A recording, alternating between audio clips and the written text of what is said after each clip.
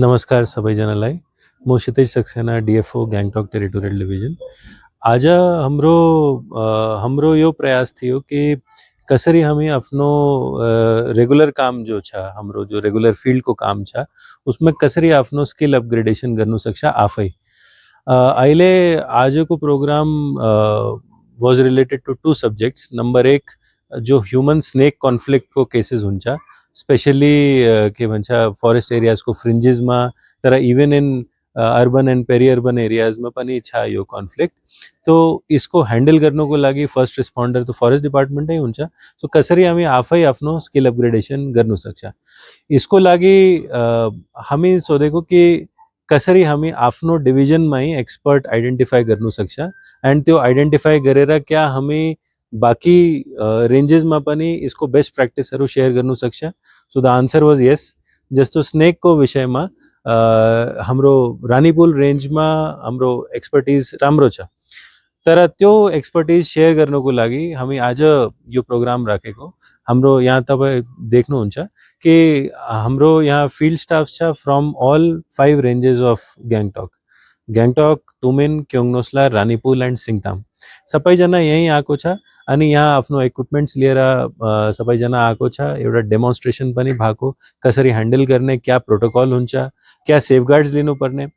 अनि साथै नै म यो पनि भन्न चाहन्छु, यो it is a multi divisional effort. यहाँ हाम्रो वाइल्ड लाइफ डिभिजन को पनि हाम्रो साथीहरू आएको छ, वहाँ पनि आफ्नो इन्साइट्सहरू शेयर गर्दैछ, आफ्नो एक्सपिरियन्सहरू शेयर गर्दैछ। तर मेन कुरा छ कि कसरी हामी पब्लिक को सहायता गर्नु सक्छ इमर्जेन्सी में। इसमें main point to note is कि इमर्जेन्सी में तो सबैजना इसमें एकदमै हेर्छ कि अरे त्यो पैनिक जस्तो सेट इन हुन्छ। तर हाम्रो काम क्या छ कि आफ्नो एफिशिएन्सी यति राम्रो बढाउनु पर्छ कि और यो तबै हुनु सक्छ जब हामी नन इमर्जेन्सी पिरियड में पनि आफ्नो स्किल्स अपग्रेड गर्दै गर्नुपर्छ।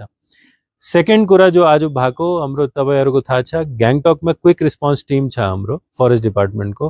त्यो कहिलेदेखि वाटर स्कैर्सिटी हुन्छ, कहिले डेंजर पोजिङ ट्री रिमूव गर्नुपर्ने, इवन डिजास्टर में पनि सहायता गर्नुपर्ने, उहाँहरुको योगदान इसमें बेसी छ।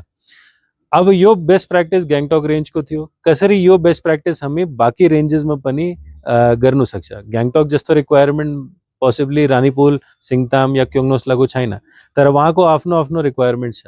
कसरी हामी वहाँ को पनि त्यो रेंजेस में पनि क्विक रिस्पॉन्स टीम को आर्किटेक्चरहरू बनाउनु सक्छ, इन्स्टिट्युशनलाइज गर्नु सक्छ।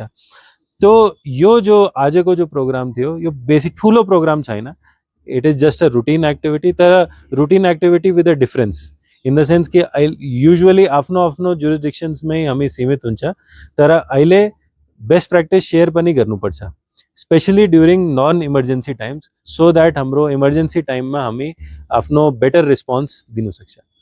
So सिक्किममा बेसी जस्तो देखिने भनेको यहाँ तक हुने wild animal I guess it's Himalayan black bear which has been spotted now and then. यसको निम्ति पनि हजुरहरूले केही ट्रेनिङहरू प्रोभाइड गर्नुभएको छ, because the real heroes they should be prepared for anything coming in the future. So यसको लागि के भन्न चाहनुहुन्छ? Absolutely correct madam. Himalayan black bear के ह्यूमन वाइल्ड लाइफ इंटरेक्शन को लागि एउटा प्रमुख स्पीशीज में छ। तर हिमालयन ब्लैक बेयर को पनि हाम्रोमा के भन्छ रेस्क्यू, रिहेबिलिटेशन अनि ट्रैंकुलाइजेशन को पनि काम गरिरहेको छ। स्पेसिफिकली म इसमें क्रेडिट दिन चाहन्छु वाइल्ड लाइफ डिभिजन को, हाम्रो वाइल्ड लाइफ डिभिजन को साथीहरू पनि यहाँ छ। सो वहाँ पनि आफ्नो एक्सपर्टिज हाम्रो साथमा ग्रेजुअली रेगुलर इंटरवल्स में शेयर गर्दैछ। त्यो इंटरनल एक्टिविटी के भन्छ डिपार्टमेंट में त्यो चल्दै गर्छ यो। So despite being such a life threatening job, तर रियल लाइफ को लागि हामी यति अप्रिशिएट गर्छ, बट इन रियालिटी जो रियल हिरोजहरू हुनुहुन्छ उहाँलाई दे आर भेरी मच अन्डररेटेड। त्यसमा के भन्न चाहनुहुन्छ? ये एक्चुअली त्यो यो कुरा मलाई लाग्छ अलिक इसको that is absolutely correct which तपाईँ जो भन्नुभएको इसको हाइलाइट पनि गर्नुपर्ने कि जो वहाँ जिन जति के भन्छ करेजियसली हाम्रो स्टाफ, फिल्ड फ्रंटलाइन स्टाफ जो काम गर्दैछ त्यो डेफिनेटली अप्रिशिएट गर्ने कुरा छ।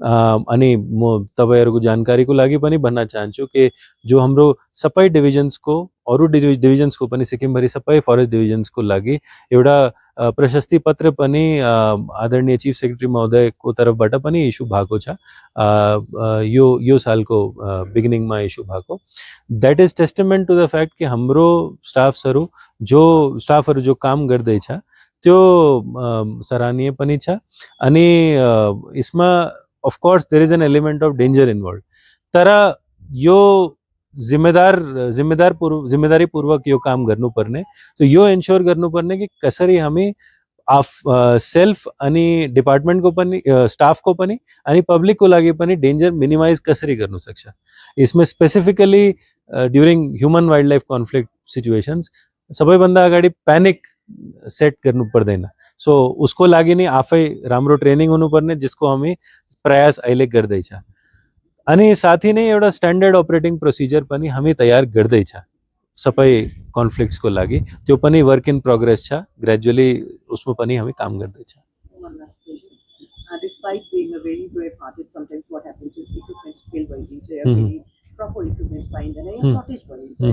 त्यसमा हजुरले कस्तो निगरानी राखिरहनु भएको छ other available equipments are proper enough check भएको छ छैन सो द्याट हाम्रो ब्रेभ-हार्टेडहरू समटाइम्स त्यसले गर्दाखेरि फेल खानु नपरोस् एब्सोल्युटली करेक्ट मैडम इसको लागि पनि हामी इक्विपमेंट्सको चेकहरू जो हाम्रो जो रेन्जको इन्स्टिट्युसन छ फरेस्टमा रेन्ज अफिसको जो इन्स्टिट्युसन छ त्यसमा that is the nodal point for all this checks जो पनि फिल्डमा जति पनि इन्स्ट्रुमेन्ट्स हुन्छ केही रेक्विजिसन दिनुपर्ने त हाम्रोमा बेला बेला उसको पनि इन्फर्मेसन आउँछ अनि अफकोर्स हामी यसमा इक्विपमेन्ट्स पनि ग्रेजुअली इम्प्रुभ पनि गर्दैछ जस्तो यो पालि जो इक्विपमेन्ट्स आउँछ they will be better than what came before gradually जस्तो टेक्निक पनि इम्प्रुभ गर्छ तर यसमा म भन्न चाहन्छु कि कोही बेला इमर्जेन्सीको टाइममा इट इज पोसिबल कि even the equipments are there but they may not be reachable त्यसमा इनोभेसन पनि गर्नुपर्छ अब कोही एक एक्जाम्पल पनि म तपाईँको दिन चाहन्छु जस्तो यो तपाईँ